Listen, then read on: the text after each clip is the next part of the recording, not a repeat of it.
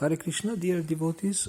I'm sitting here at ISKCON Zurich with Keshava Madhava Prabhu, whom I met several years ago. He's a professional coach and a therapist, and my experience with him was very, very valuable. He offered to do some sessions with me, and I remember it was very, very helpful. But to know a little bit more about him, I would ask him to introduce himself in more detail. Yes, so my name is Keshava Madhava, and I do practice Krishna consciousness since 2001, and I am originally from Germany. I lived there and also studied there. My training in occupational therapy, that's my main profession that I learned. And in 2005, I came to a transformative or transformation seminar conducted by Dear Govinda Prabhu, who has the Sattva Institute. And there I, in the first time, got involved in some really powerful personal transformation techniques and processes. And it was very beneficial. It had been here in Switzerland, so that's one reason maybe also why I'm here now. And later on, like when I finished my occupational therapy study, I went to Switzerland, started working here in the field of psychiatry. This was always my interest, to work with the mind, with all this, also to learn about myself. And I did the coach training also with Sattva, which is an ICF accredited coach training. And during the years, I also did in the field of trauma therapy training, also in hypnotherapy. These things interested me always a lot. And I'm fortunate on my working place that I can apply these tools and techniques also. I'm allowed, so to say, to conduct also single kind of psychotherapy sessions where I can also apply these trauma therapy and hypnotherapy things, or simply coaching in a, let's say, more classic way, like solutions for problems, goal achievement, all that. So that's something about me. How long have you been doing coaching?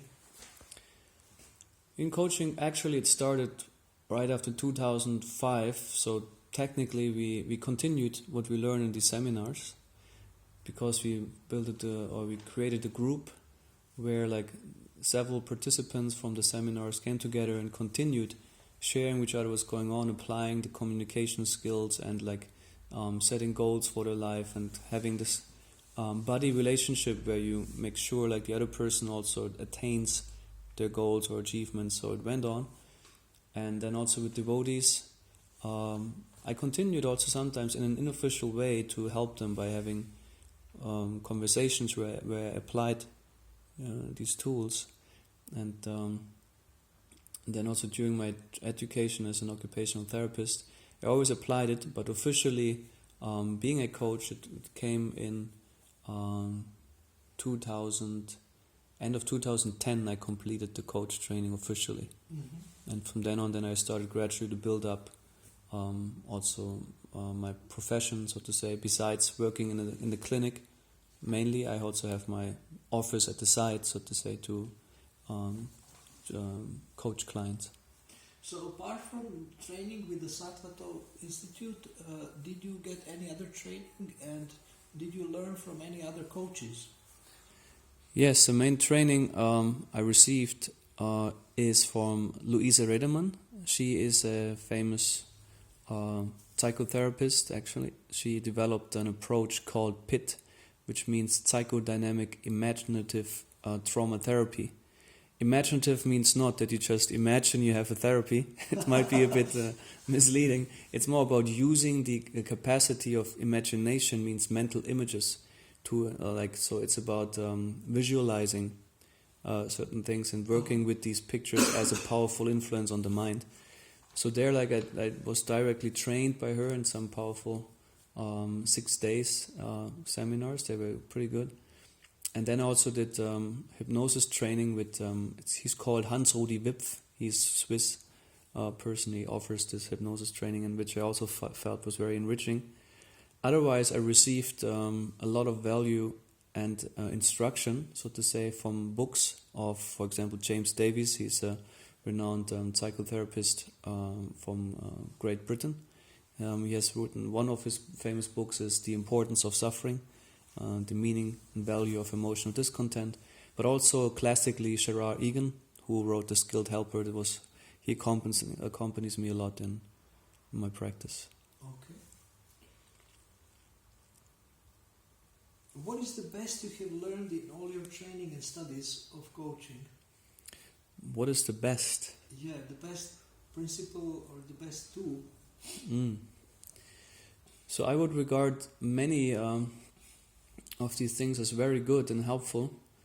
If I would have to prioritize, I think in the first place it's the communication skills, starting with the active listening, then advanced empathy and assertiveness, which I learned in connection to the Sattvatov seminars for Dear Govinda Prabhu, because these things are the basis for creating the necessary trust which is needed in the relationship between me and my client or me and my patient. Mm-hmm. And this happens through communication, through creating understanding, to giving space to a person, to listen first to their story and then work with the story they present. And then, because then it's possible. If there's no trust, there can be no therapeutic work. So this was, I would consider foundation. But then also very essential are these techniques, like in this with this working with mental images. It's a very powerful tool I can apply, but also hypnosis itself. It's a very fascinating process. I don't regard myself as such an expert. I can apply it and know how it works, and I made interesting experiences with it, and my clients also. So there might be a hierarchy of these items, but I regard them all valuable. But I consider the main value I got from the communication skills. Okay. What is actually hypnosis? Hypnosis means, literally the word means hypnos is to sleep, but or hypno, but it's a bit misleading because factually you do not sleep in the sense of you drift off and you're gone.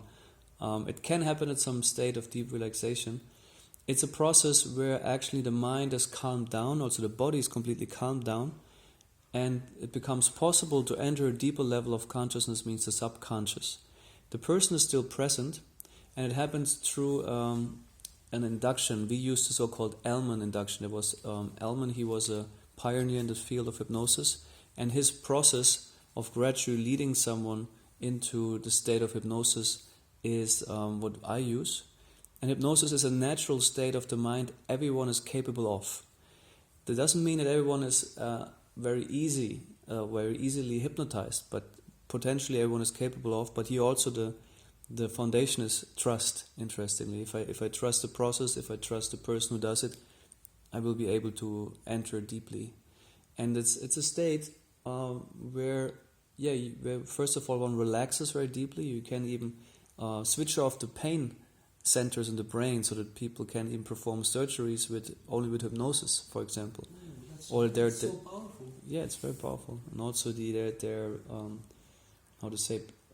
women give birth even with this, I don't know in English now, when they do the cut to get the baby out, with just hypnosis, and it's even easier for the body than with doing it under anesthesia. This has to be closed because this is very interesting. I had one person trying to guide me into some kind of deeper meditation, and it didn't work at all. So I can't say I was ever hypnotized. Jaydev Prabhu from England also, they put me on a bed and he was guiding me, but I always felt that I'm not going very deep into any kind of a deeper state. Well, yeah, one thing is what we learned, the person has to be also thoroughly informed about the process of hypnosis, means that you know what is going to happen and how. Yeah, I wasn't informed, it was a rush. Yes, because this is important. In order to create the trust, you should know what's going on, because if then become reluctant and perhaps resistant if you don't know what's going to happen, and can I trust this person? I understand that the trust, probably I haven't trusted any of the people who tried to guide me in such deeper meditations, and also the process. I think that was the case with me. So I don't think it's their fault. It's my kind of lack of understanding of the process of hypnotherapy. Right.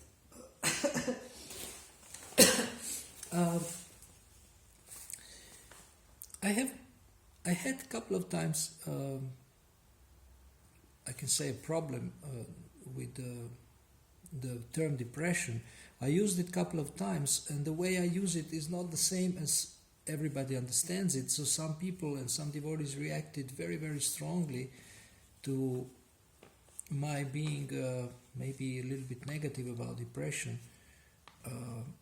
So is there something like clinical depression? And by depression I mean our tendency to sabotage ourselves, to think negatively, to have a negative self-talk, to maybe indulge in self-pity. But it seems that they mean something else that I don't really understand. So can you explain that? Yes, I think it's important to clarify the term, because originally it's a clinical term where depression is a form of diagnosis which indicates a person is mentally sick to some degree. There is minor depression, major depression, there is repeated, like if it's comes in a cycle, so to say. So there are different forms of depression, where the DSM, for example, or like the ICD, the International Classification of Dysfunctions and or like diseases, gives some criteria when can a person's condition be depression and when not. So usually there is a certain amount, perhaps 7 possible symptoms, and out of these 7, at least whatever 4 or 5 have to be present to a certain degree over a certain time.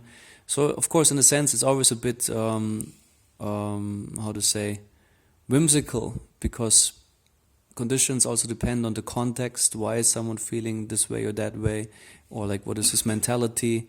You know, what is the culture he's coming from, or she. So that's one thing, to be clear. What do we mean, or this person mean, when he says I'm depressed? Because it's also pretty much a household word. People use it as being burned out. Yes. Everyone who feels a bit exhausted says, "Oh, I'm burned out." Yes. A bit drastically. But burnout by in the clinical state is something different. Mm-hmm. It has a particular symptom complex. So that's something that's probably important. And usually when people say that, when they use such terms, they have in the first place a need to be acknowledged in their suffering.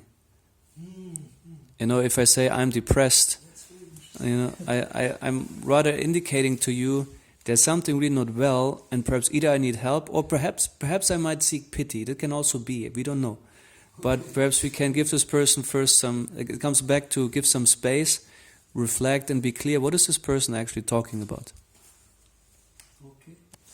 I have looked in the scriptures, and even Srila Prabhupada said a couple of times that he is depressed. The reason was, I think, that things that were not going so well in the movement.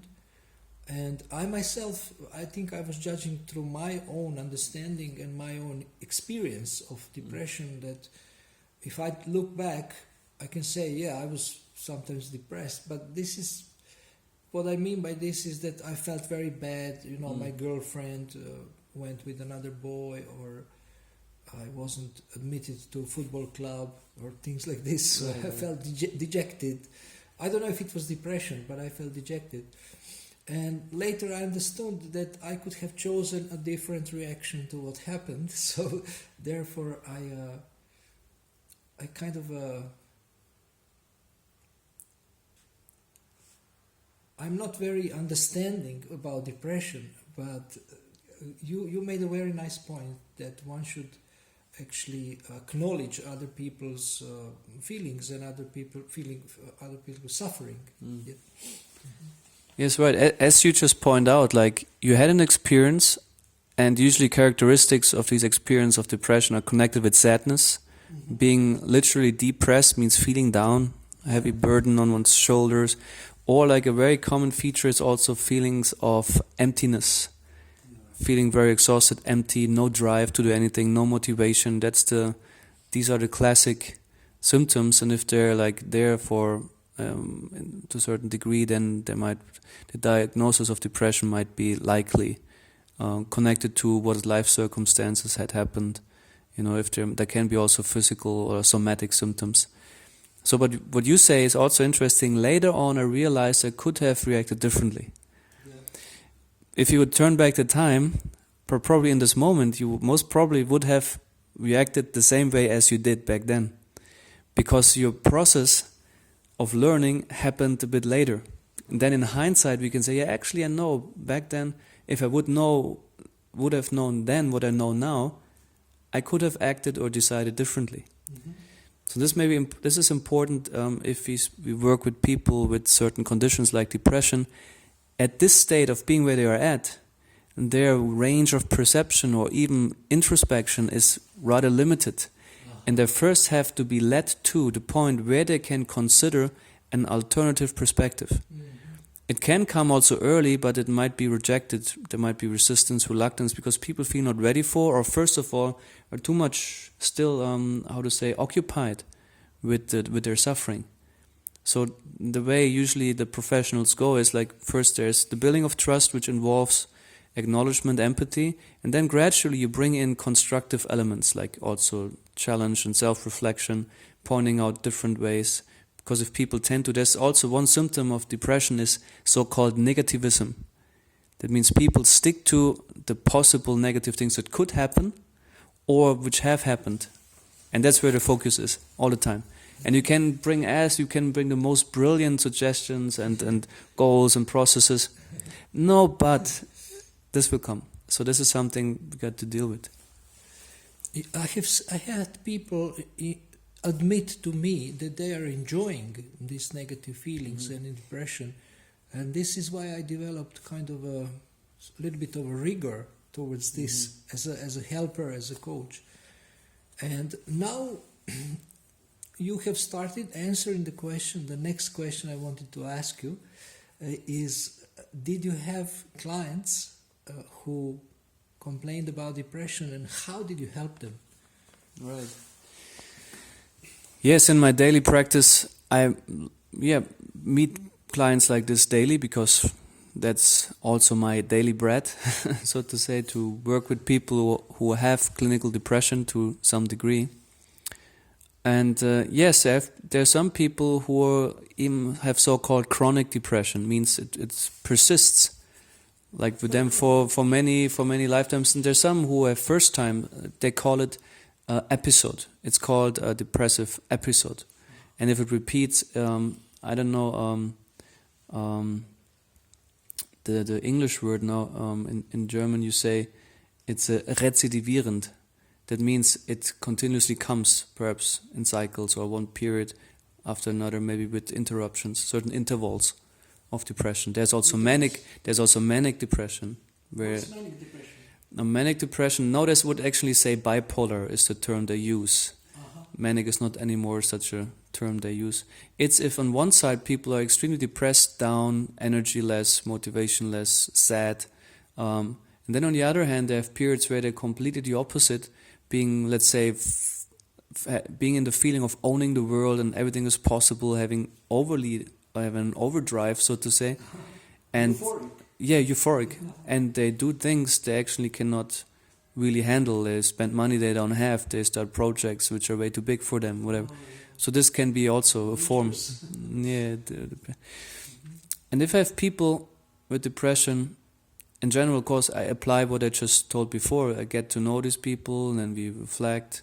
I try to understand their contexts, where they're coming from, build some trust. And then gradually look at their patterns.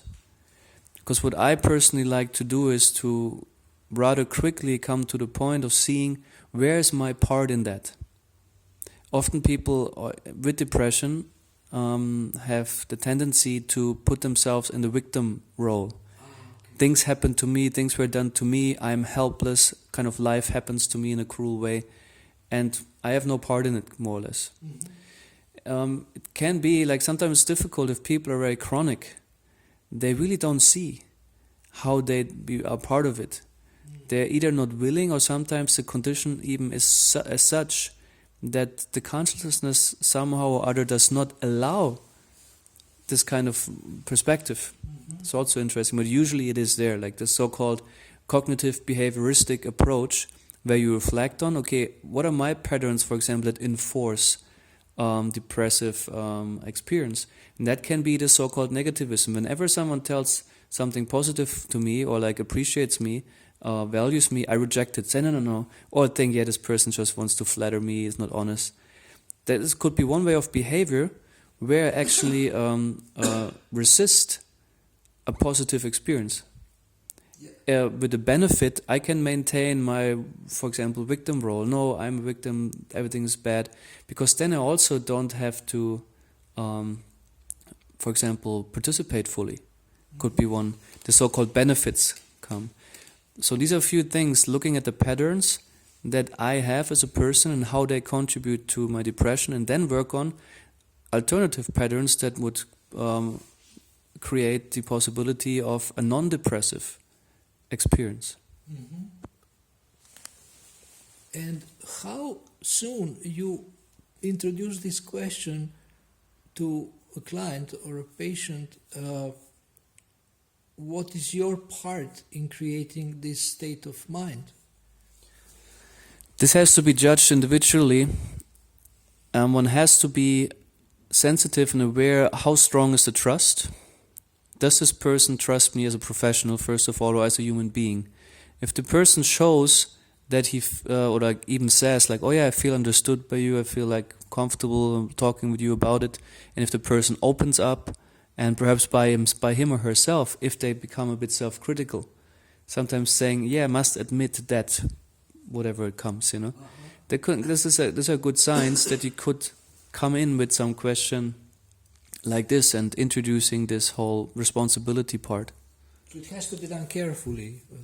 Sure. Because just imagine yourself, you, let's say, in deep pain and sadness, and you feel really empty perhaps, and like life sucks to you, so to say, you feel like victimized. And then you're in a session, and someone comes and maybe asks 1-2 questions. Okay, how do you feel? How long do you feel like that? What do you think? Why is it? Okay. And then he says, asks you, okay, what do you think? What is your part in it? What would be the likely response of you? It would be a little bit shocking, and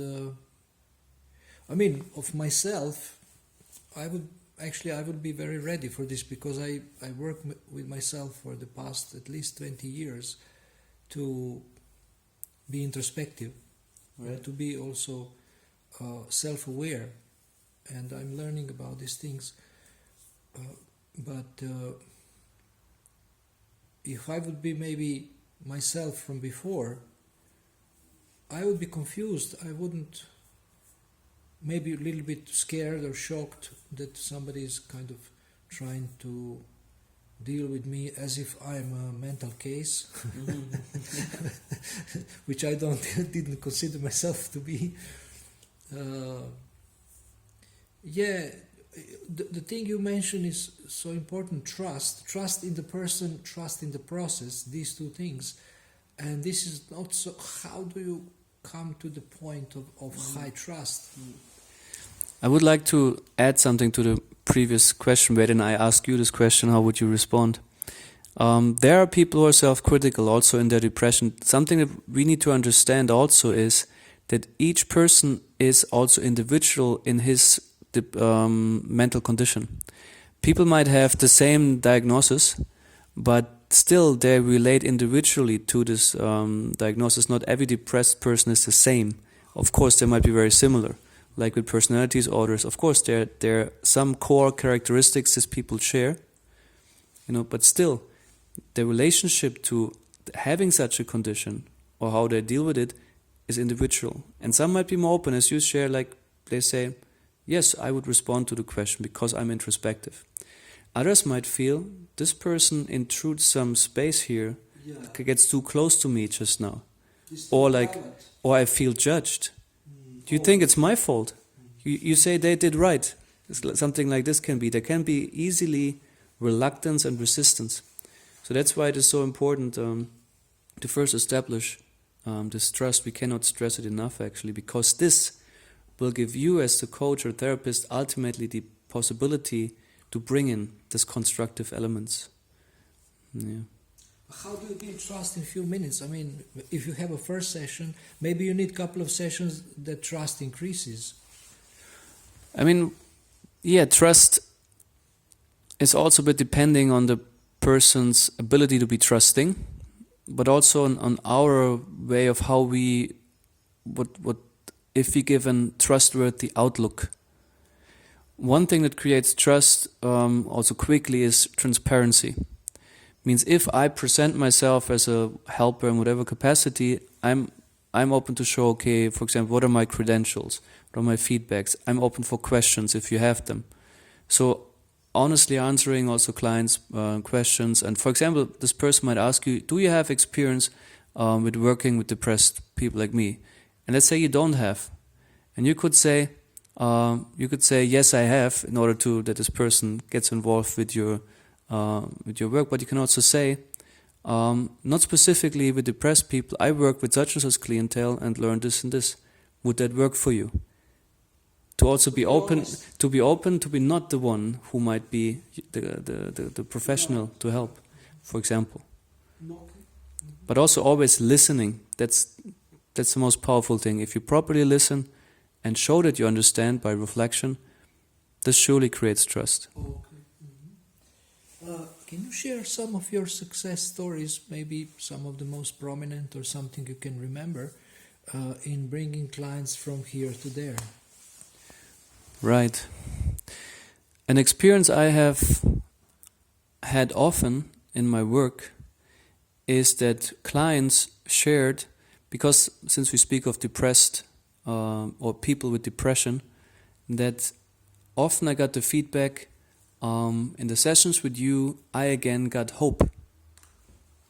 So this was always wonderful to hear. It sounds perhaps, okay, that doesn't mean necessarily a drastic life change. But for these people, it was a big step of experiencing life, because we maybe not be able to really appreciate or see how it feels to be truly hopeless. I know I had been pretty sad and frustrated in my life also, but I could not say necessarily that I'd been hopeless. And this is something that I appreciated a lot when I heard that people in the sessions shifted, so to say, from hopelessness or desperation to hope or confidence. Something can change to the better. And one experience in my mind is that one client, and there was also one thing that was in the way for her, amongst other issues, to move on. Was the father was deceased already some years ago. He left, but she still was not able to let go, or to either go in the process of grief to really digest that. And in due course, we used also this technique with mental images, imagination, different processes of reflection.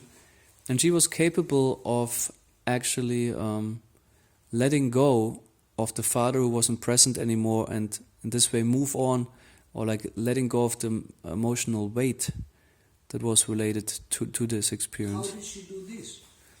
Well, in the process, when we use this technique of also, there's this, we call it psychodrama. This is a technique also in trauma and psychotherapy, where this is a guided imagination, or you can call it meditation, where also the father, there's the person, it was in hypnosis, the person visualizes, for example, also the father, and there's an inner dialogue happening.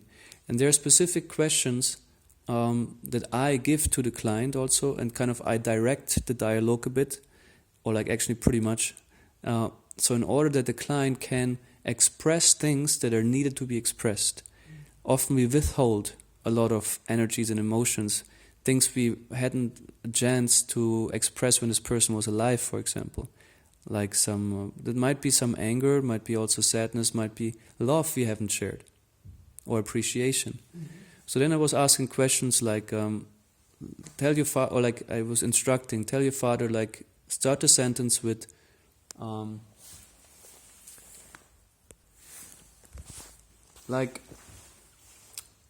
what I want you to know is, or like what I like about you is, or what I never told you is, but it can also be more heavy stuff like father or mother, what I resent about you, or what I never forgave you, something like that. So it's about kind of coming out with a lot of stuff, but also having this experience of this person is now there.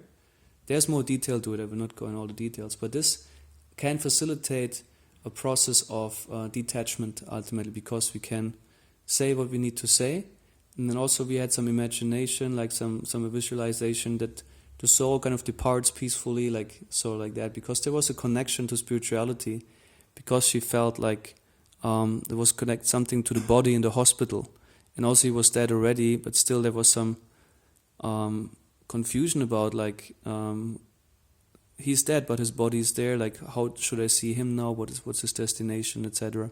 Mm-hmm. So we worked with that, and there was a powerful image that worked for her, and she could go on with it. And she would later on expressed how she was, how it was intense for her, the process, but ultimately how she could move on better now from that. Mm-hmm. That would be one story. Okay, and of course, I'm sure you can tell many more stories, but maybe we can save it for some other interview. What are the greatest challenges that you have faced as a helper? I see, since I work very frequently and often with people, particularly in an institution like psychiatry, but also then privately when I did this, it's patience. Though, like, comparatively some years or whatever ago, I'm probably more patient, but I see I have my certain quota of time that I grant, and it might be whatever, 5 sessions, 10 sessions, 20 sessions, to a certain person to actively go into change. I provide whatever I know, like my skills, my tools, my open ear, my time to do so. But if I see a person is rather stagnant and somehow does not do the steps we agree to, or like steps this person has recognized as important and valuable for him or her, I tend to get impatient and perhaps also a bit judgmental, saying, hey, kind of, what are you doing? Like we spoke this morning in the class, I don't say it, that would be a powerful challenge, but to say, I have the feeling you waste your time and my time and also your money with what you're doing, because you don't move. You sit here and talk over the same again, but you seem not willing to change. That would be a constructive way to deal with it. But I tend to not grant as much time sometimes to people as they would maybe need for themselves. I have heard from a very famous coach. He's considered to be one of the top coaches in the world. His advice to coaches is, if they don't care, don't waste your time. Now, from the point of view of therapy, how would you view this? And is there a recommended limit to working with the client? Because they can go on forever just talking and expressing their feelings. But, is there any recommended time limit when when we will stop tolerating no progress? Mm-hmm. I think this has to be decided individually by the coach, because as I mentioned before, people are individual in their condition, and you might naturally be inclined to grant some people with more time and others less. And I think one key perception we should pay attention to: do we perceive our client as procrastinating, or as avoiding, or as resistant to change? And if we sense that strongly, we probably will be more likely to challenge that person, which can be good, but perhaps also a more helpful approach would be to explore the resistance or reluctance, what is behind that.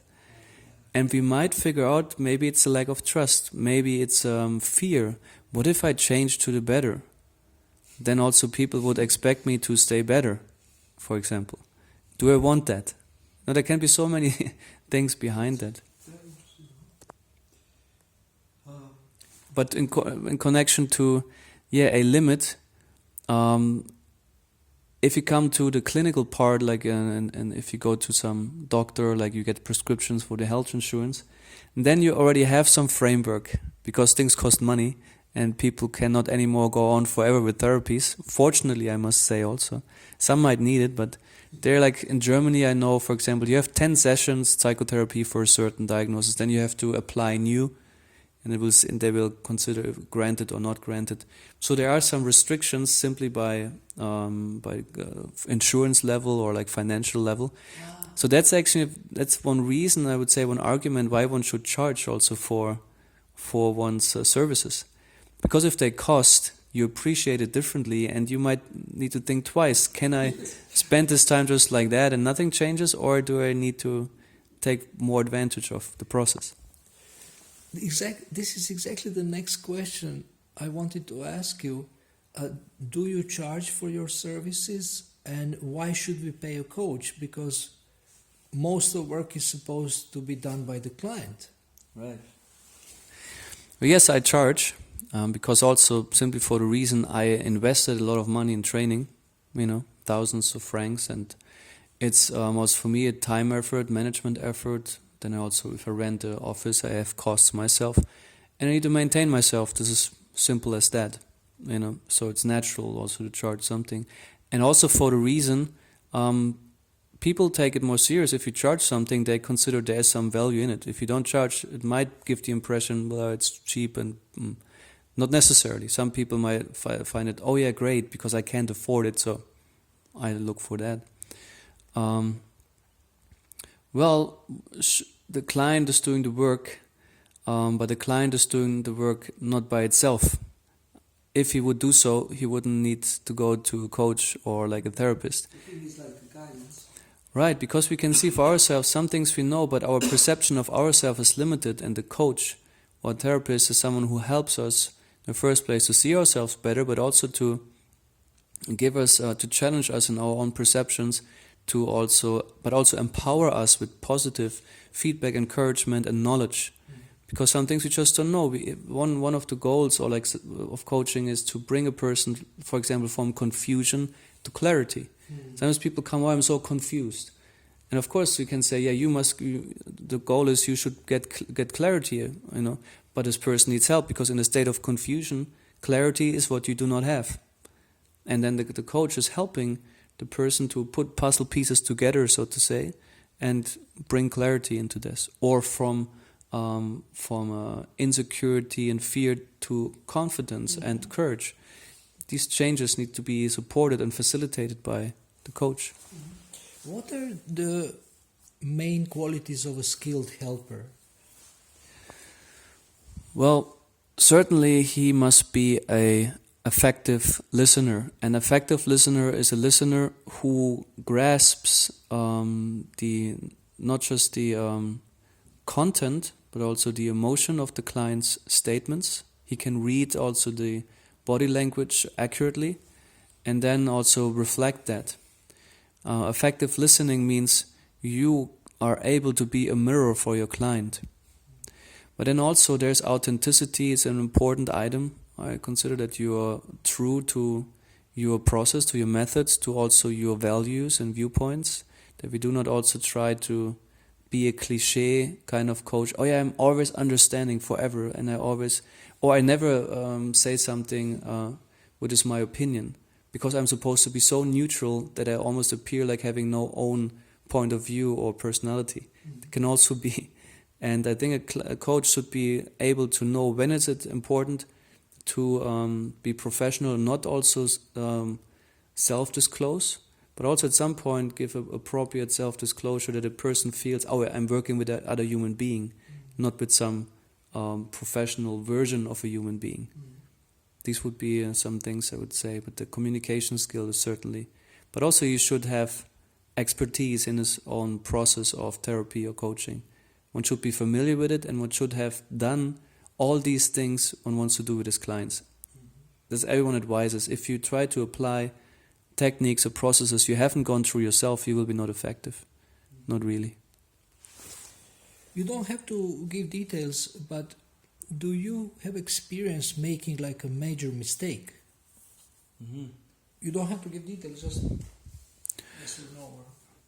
Well, yes, in general, things usually went pretty smooth because I felt also the training, what I got was very solid. What I experienced is challenge too early. Challenge too early and to kind of lose the trust of a client because the client felt pushed in a direction he or she was not willing to go, but perhaps also feeling judged because maybe I showed like also some annoyance or some disagreement with the way this person is.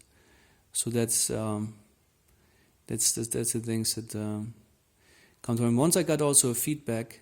It was not a fatal mistake, but this person, she shared, sometimes it would have been more helpful for me, or like if you could direct me a bit more, or give some, because she felt a bit, being rather lost or not so clear, and I used the style of reflection, trying to bring her to a point of seeing clearly what she wants, but she would have appreciated if she would get a more of a direction for myself. So that can be argued in a few ways. You can say, no, the challenge is she should herself be able to take the risk and choose a new path instead of giving responsibility to you, because if I prescribe her something, then also the responsibility is on me. Mm-hmm. What if it doesn't work? Then you said I should do this, but it doesn't work. Yes. Something. So, but still there's always a balance. Sometimes it's really important also that we take a stance and also give some direction. This will be more helpful than if we try to be non-directive in a strict sense. Is there a difference in working with devotees and with other people? And can you share some experiences in working with devotees, some challenges, some successes? In one sense, yes, and also no. Because if it comes to coaching, ultimately, what is happening is a human being connects to a human being. And if you might be a devotee with a different mindset, with a different belief and lifestyle, but the core experience of life and life challenges is no difference between a so-called non-devotee and a devotee. So in that sense, it's no difference. Because the mind works the same, there's the same dynamics, but just your consciousness, of course, is different. And what is the big difference with devotees is, of course, you can approach a very different perspective on life, also on suffering, because we have a different concept. We have karma, reincarnation, the soul.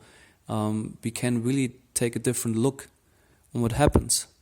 But this also requires that devotees are mature. And my experience also with devotees is that in coaching, even some devotees who, like, since for a long time, doing this, 30 years or whatever, their understanding of scripture or like in general, the consciousness was very narrow and, let's call it, neophyte. From that standpoint, there was some very simplistic ideas about good and bad, and also afterlife and God Himself, how He relates to me or not. So sometimes it was even shocking to see like how someone who practiced for so long is thinking in this way. And it was about, like, I noticed I had once a client. And he tended to, I tried to encourage him, try to point out how life also has blessings and how there's so many things go well. And he used to always quote, he found in Bhagavatam something which related to hell and degradation and punishment. And I was just thinking, my God, why is he always focusing on that? That's for some of his tendencies. And no matter what service you do, even if he sacrificed so much, like all the time, for serving devotees, giving so much, but not valuing it all, not seeing that this will grant him Krishna's favor. So that was one example. But on the other hand, like, what is good, one can easier apply principles of sattvic living, because the philosophy is there. I can speak about sattva guna. I also will do that in a more indirect way with non-devotees, because the principle also in terms of mental health, mental disease can be also named differently in terms of rajas and tamas. the mind is too much afflicted by tamas and rajas, and that creates disease. Whereas health or the balance is sattva, if the mind is clear, if the mind is balanced, if there's truth, if there's purity and so on. So actually, therapy is also ultimately about creating or like developing more sattva guna in one's life. That might be balance, for example. To know people are so imbalanced in terms of work-life balance and so on. And what people work on is to find a balance of recreation, work, enjoyment, but then also holding back. So ultimately also the modern science understands that what we call as sattva and these principles, they're actually important for mental health. With devotees you can address that more directly. With non-devotees it takes a different path to get there. But for certain stuff people are not open, because we can make sense out of life, because particularly if it's about meaning of life, it becomes difficult with non-devotees, because they don't consider the possibility of a creator, of this whole, that there's a plan, that there's sense and laws. For them it's a meaningless existence, and they wonder, why should I continue it? Give me some sense. That's more challenging.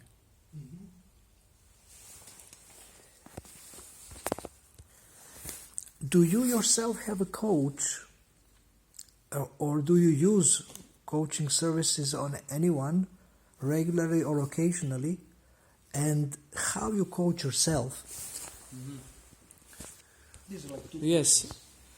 Yeah, my coach that accompanied me over years was my partner. She and I, we did the same training, and we used to coach each other and do still, and this way support each other, because we have the same professional background. And in due course, when I did the trainings also in trauma therapy, hypnotherapy, I also did some self-experience training, like also with hypnotherapy. I did some sessions where I worked on my own topics.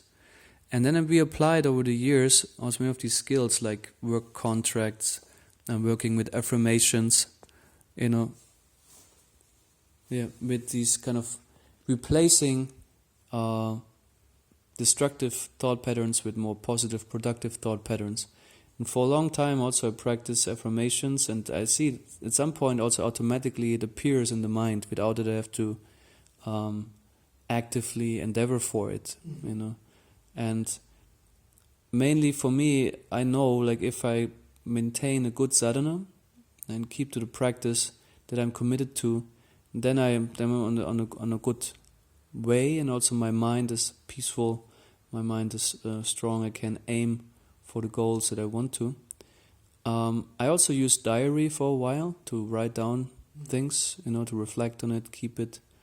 I also used the method of gratefulness. I did it for actually 2 years this year. I did it differently. I did at the end of the year, wrote a big letter and reflected on all the things that happened in my life which I'm grateful for.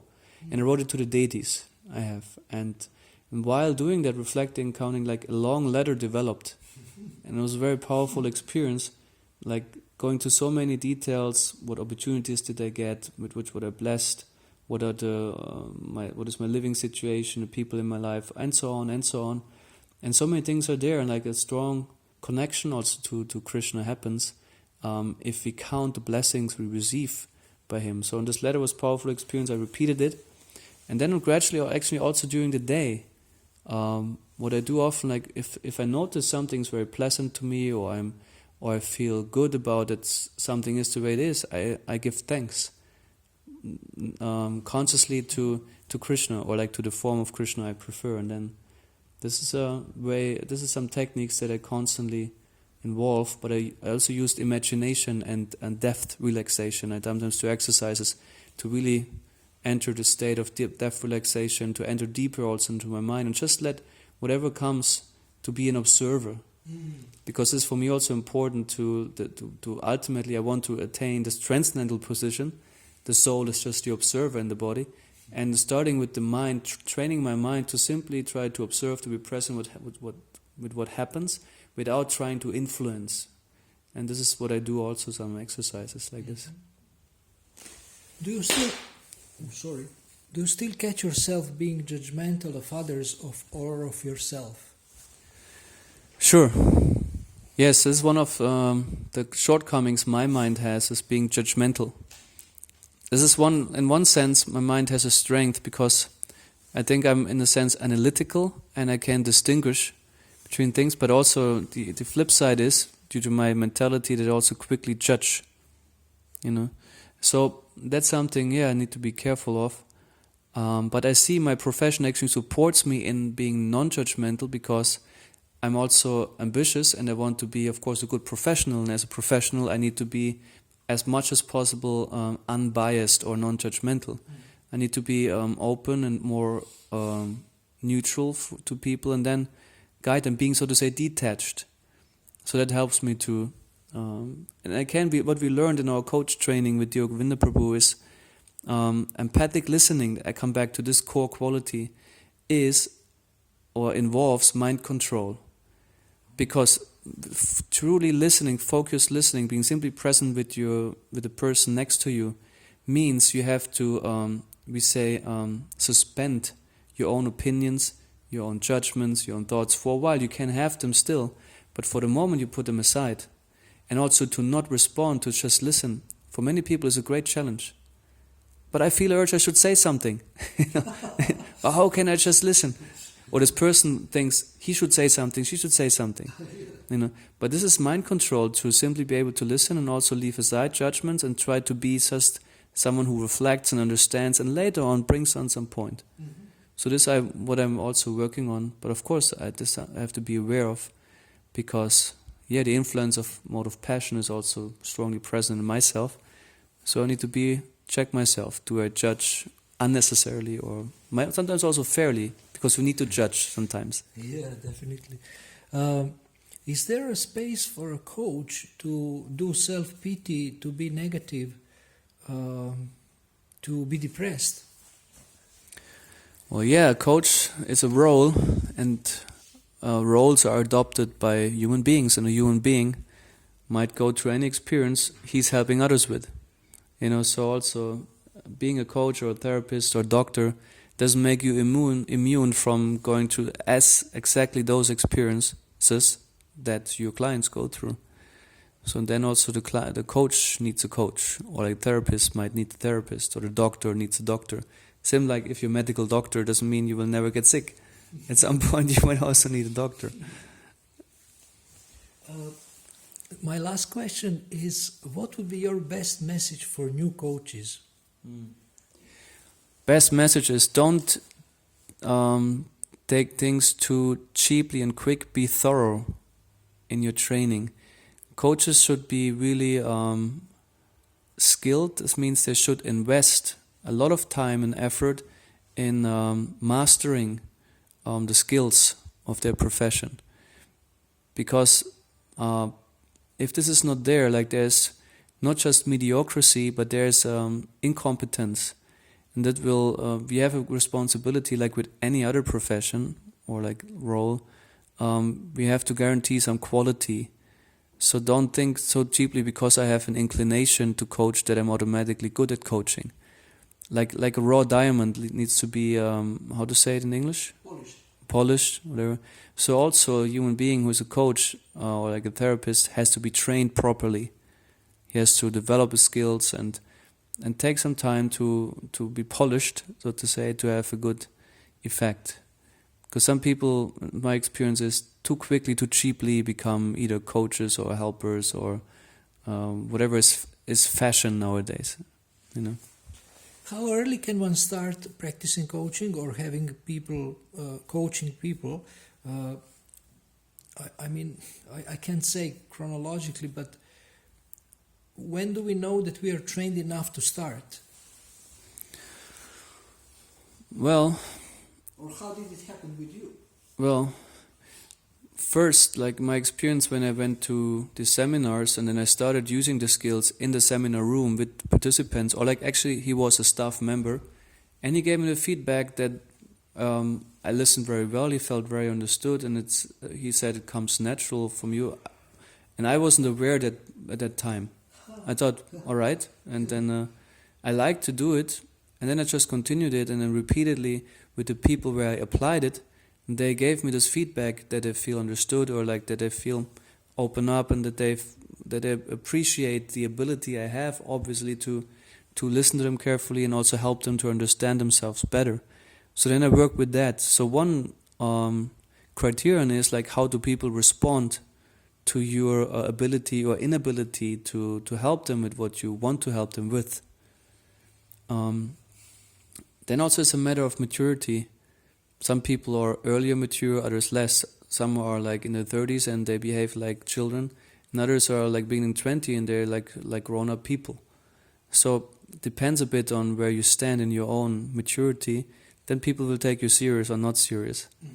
You know, and I think as soon as one has some proper training or skills, then there's a period where you also learn.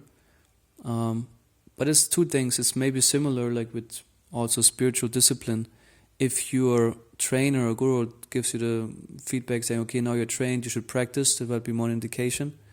And then also look at how the people respond to your service. Thank you very much.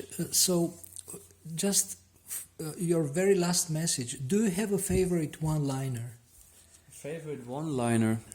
Yes, my credo is life means learning. Okay.